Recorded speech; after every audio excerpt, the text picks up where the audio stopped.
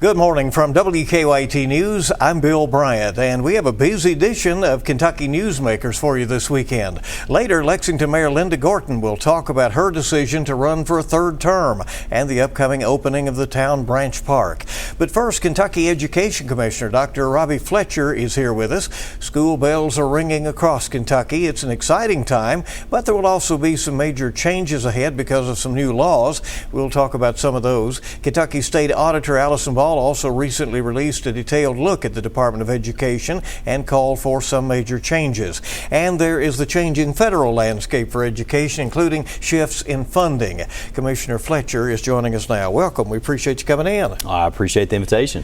As the head of public schools, a former superintendent, do you still get excited at the start of a new school year? Actually, I stepped out on my back deck yesterday morning, and I live in Scott County now, and saw the bus rolling. Yeah. And it just reminds you of the hope, the excitement, everything that as a teacher, when you'd see students coming in. Of course, as a teacher, my role on day one was to make sure I introduced, I set up some norms, but also wanted to make sure I got them to the cafeteria. I wanted to make sure I got them back to the bus. Then as a principal, our number one goal was to make sure they got home safely. Then, of course, as a superintendent, I had the practice of walking through every single hallway on day one, and just to see the smiling faces. And even some superintendents have texted me some pictures, and I just really enjoyed day one. It's like Christmas. Honestly. Advice to parents who may be watching out there. How do they make sure this is a successful school year for their students? Continue communication with their school district. We have so many opportunities throughout our school districts of how to communicate. Make sure you have information. Be involved. Be involved. If you have an opportunity to maybe serve on a PTA or a PTO, Parent-Teacher Association, or a Parent-Teacher Organization, please do so. Your parents are such an integral part and a backbone of our school system. So again, be involved and be in constant communication with the school system. Is it a misread on the part of parents if they feel that the local school boards don't really want to hear their advice or don't welcome their attendance at their meetings and so on, as we sometimes hear? Well, it's been my experience that local boards, also school districts, want to hear from parents. Now, sometimes there may be some things that come out that are very difficult. As a former superintendent, I can remember parents offering some suggestions, and I'd be frustrated because, well, maybe we thought we were doing that, but obviously we weren't communicating in a good way. So local districts, we need to reevaluate how we communicate, how we stay in contact with parents, but also too, for the most part, the districts that I've worked with, they seem to be very receptive to having parents to be a part of that school setting. With this new year, there are several new laws in effect, and one of the most controversial is Senate Bill 181, which restricts communication between students and teachers and other school personnel to approved platforms. There have been a lot of questions and a lot of pushback about that. Is that a case of miscommunication?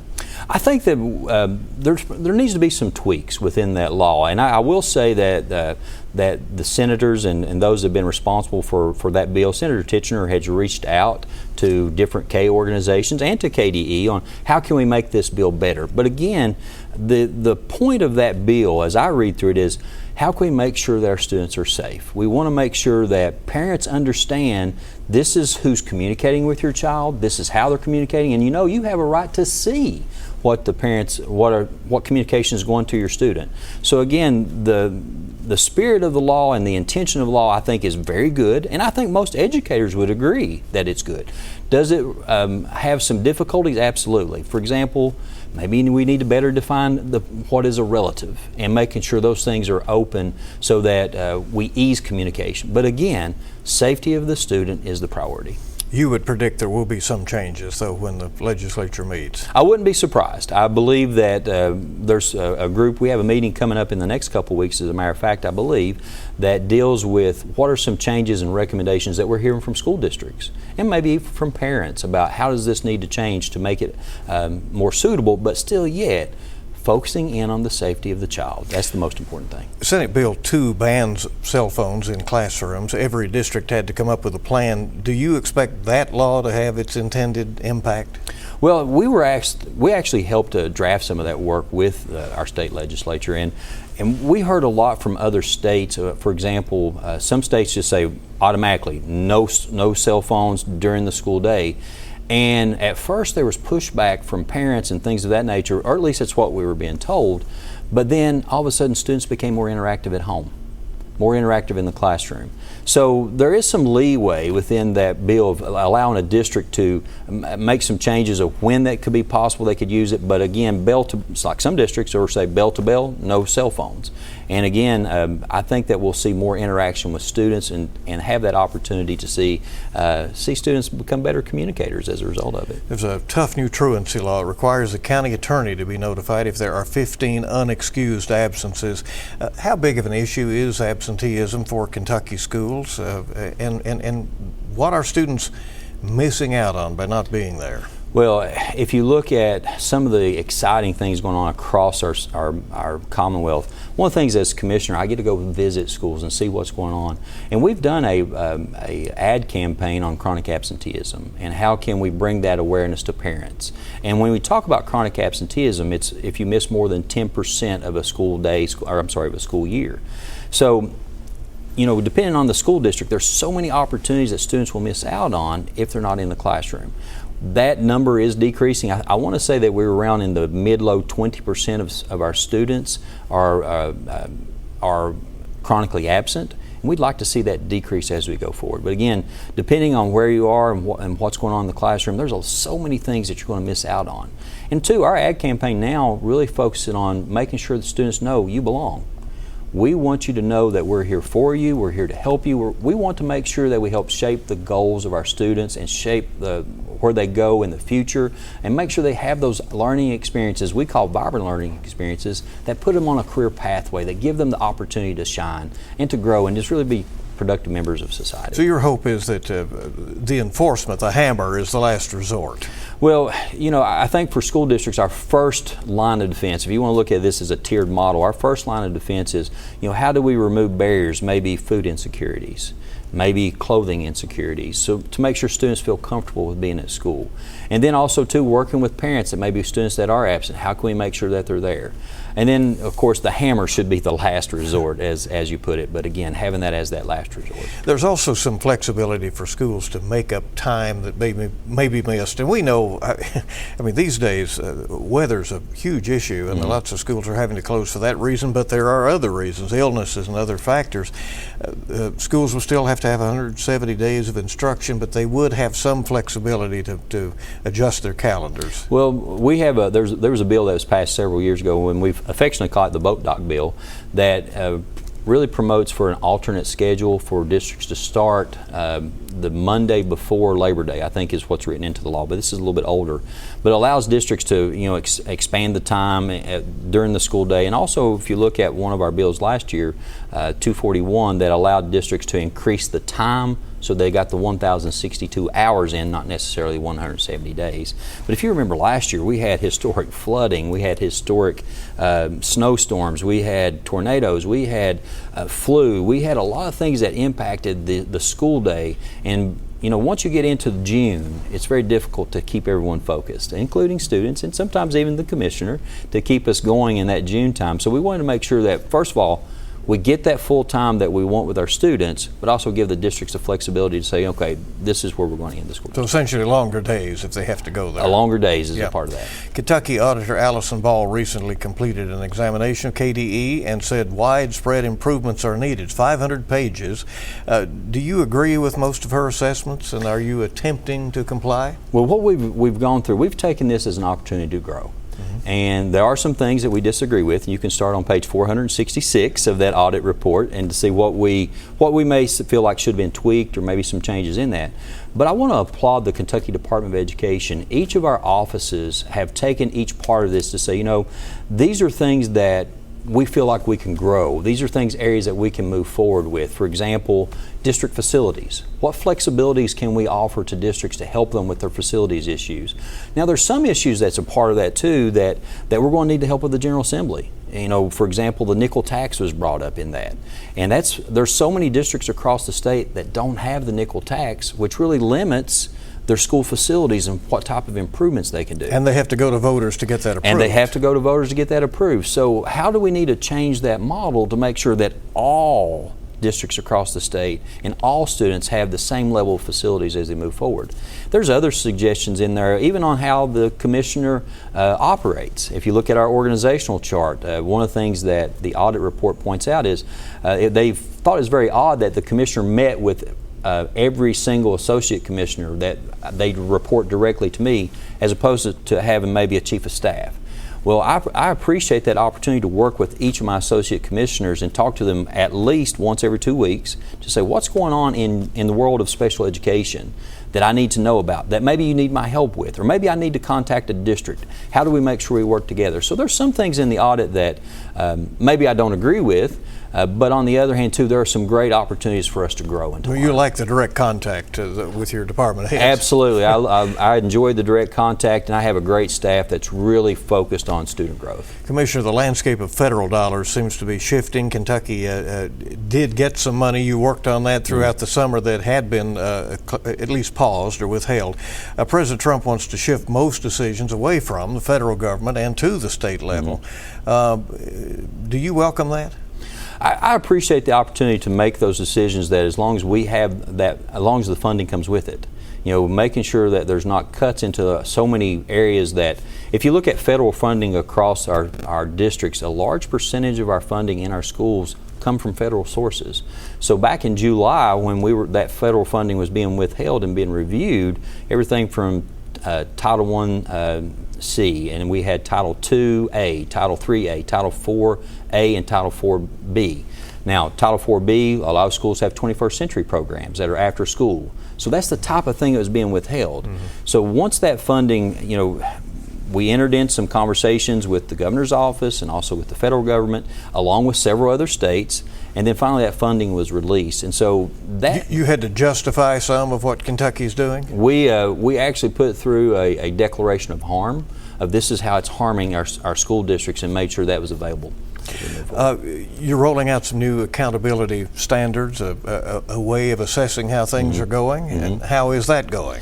Well, we've been meeting with legislators one-on-one. I personally, as a matter of fact, I met with one senator today. I'll be meeting with others. That the focus of our new accountability model still has the requirements of making sure that we're meeting the needs of students in math and reading and other areas, but we're more focused on student growth. The current model talks about change, comparing this year's 3rd, 4th, and 5th graders to last year's 3rd, 4th, and 5th graders.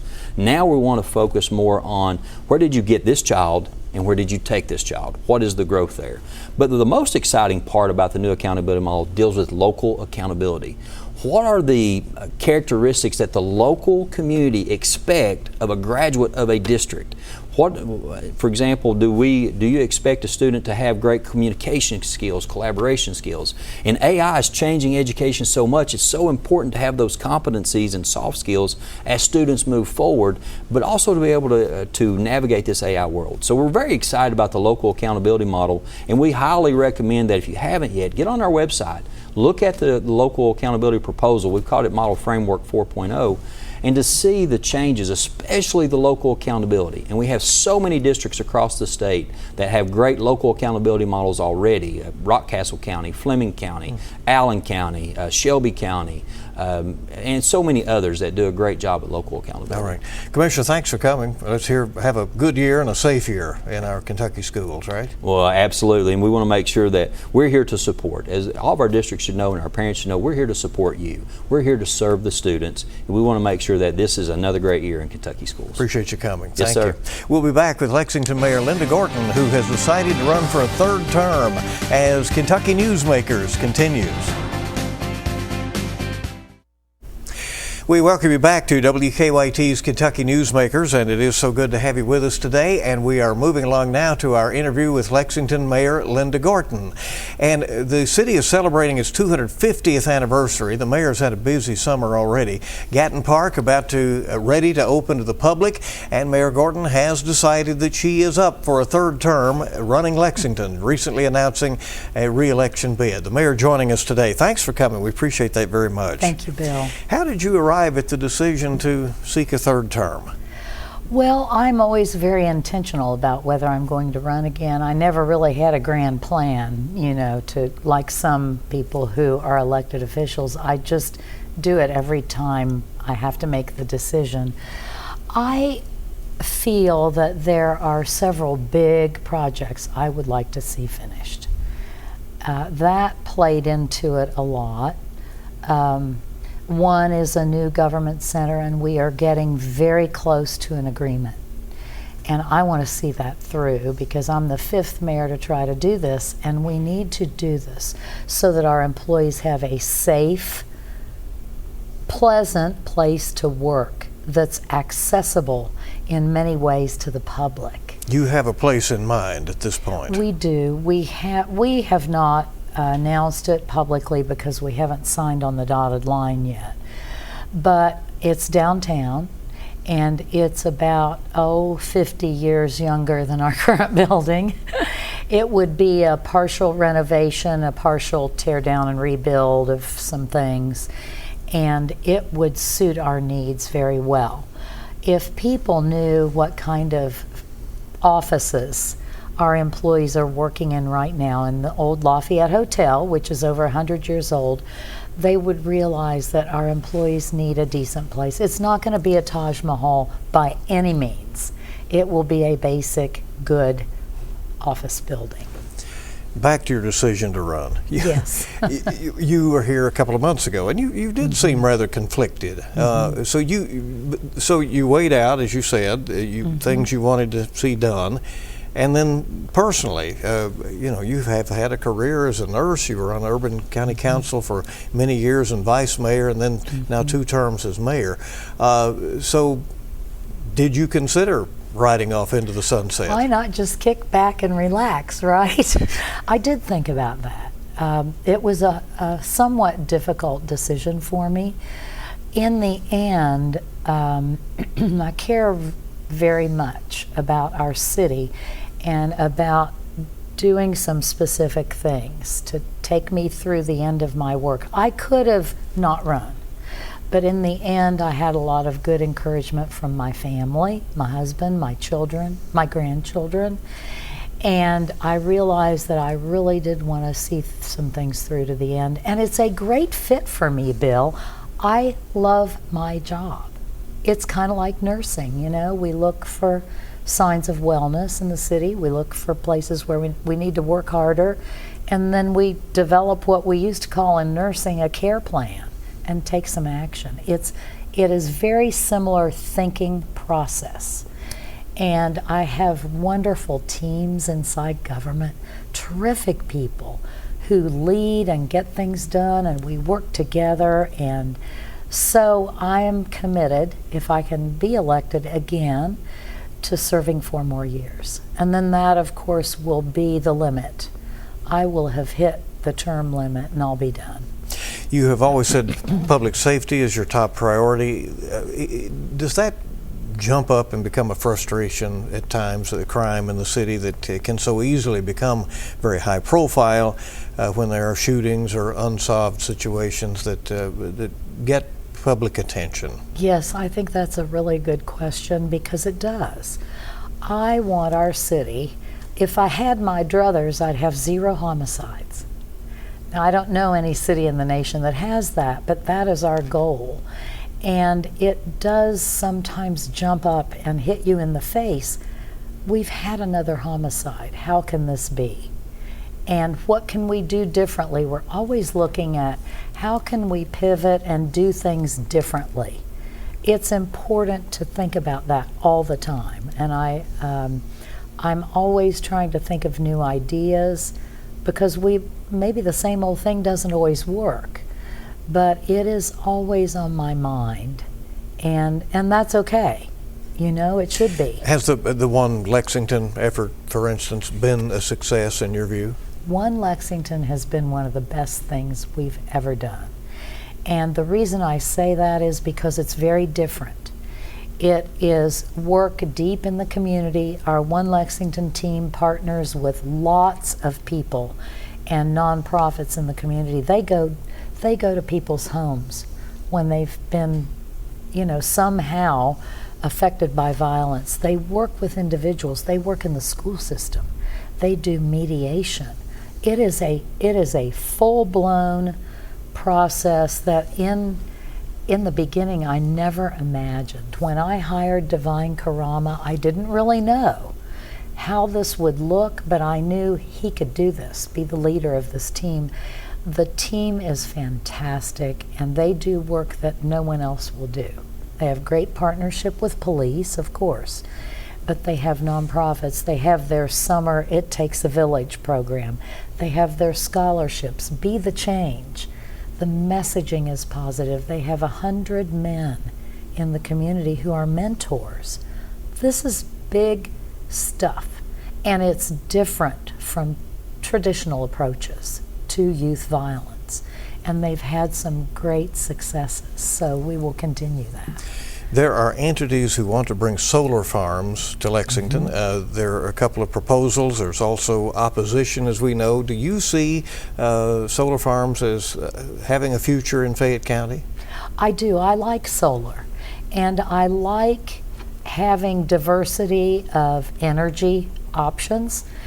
And you know, I like solar. The sun is out there, and it's sort of free, right, to collect it.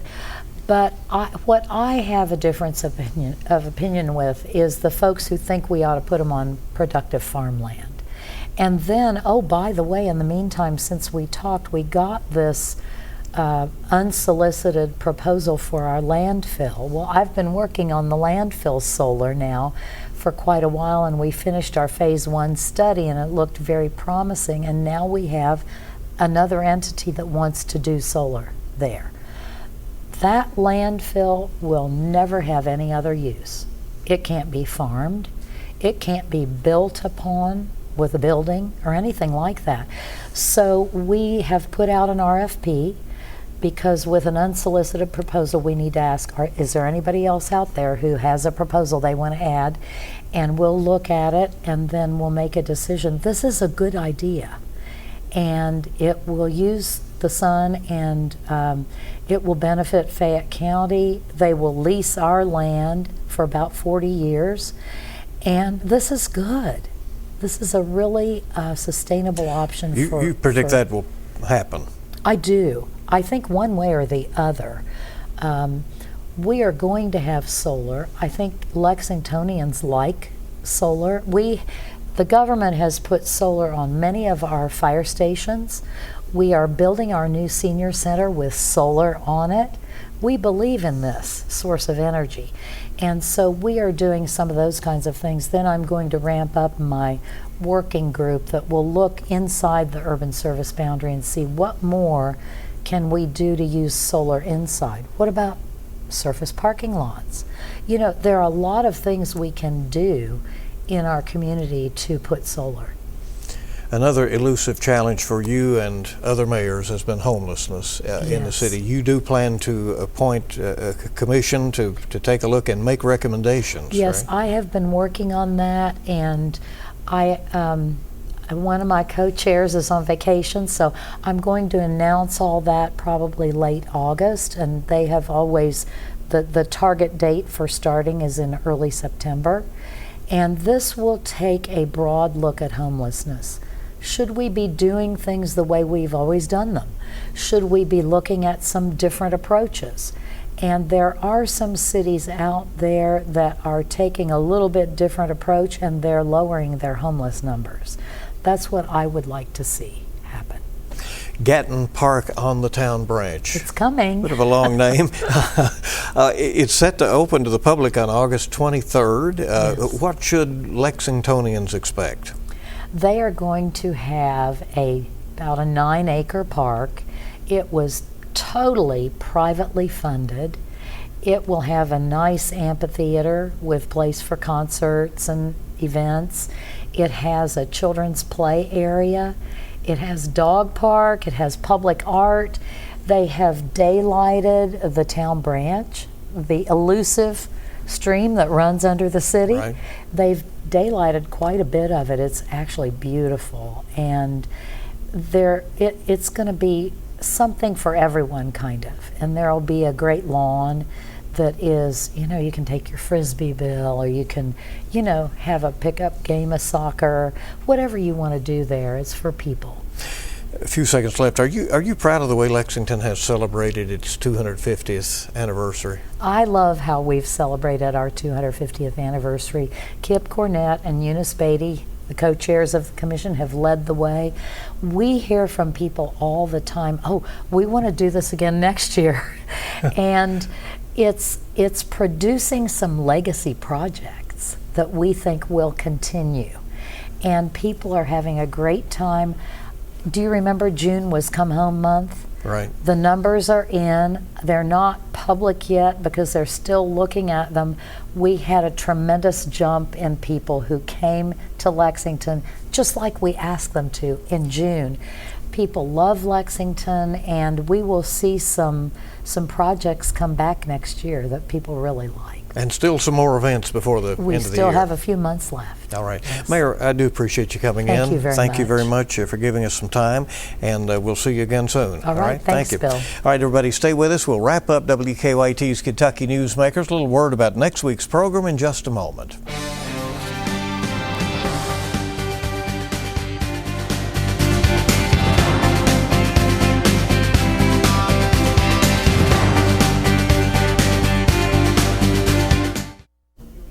Before we go, a word about next week's program. Secretary of State Michael Adams will be one of our guests. He'll talk about some interesting voting registration trends that are out there. And we hope you stay with WKYT News for the latest on all of your news coverage on air and online. And we also hope you make it a good week ahead.